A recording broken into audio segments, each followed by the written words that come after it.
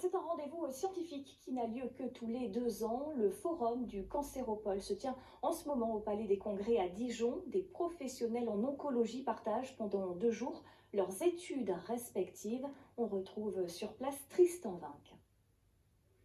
Plus d'une centaine de cliniciens et chercheurs sont réunis pour la 12e édition du Forum du cancéropole Est, créé en 2004.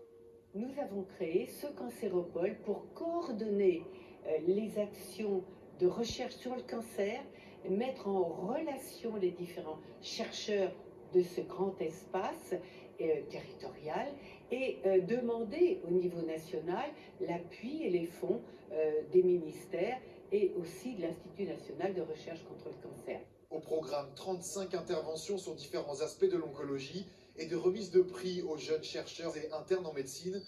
De quoi impliquer ces jeunes médecins dans un combat inévitablement impacté par l'épidémie de Covid. Pour être très positif, il faut reconnaître que les grands développements, notamment au niveau de la vaccination et des traitements, touchent directement les traitements contre le cancer.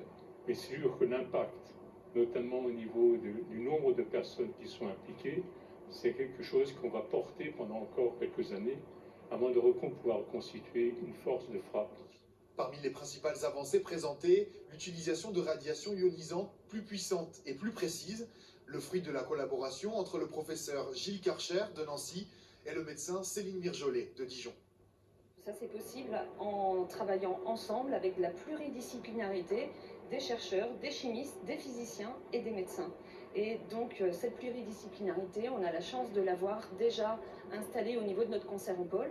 Et donc, on a pour objectif de favoriser les réseaux pour travailler davantage ensemble. L'amélioration de la qualité de vie des malades du cancer est un autre thème largement abordé. C'est d'ailleurs la spécialité du cancéropole Est.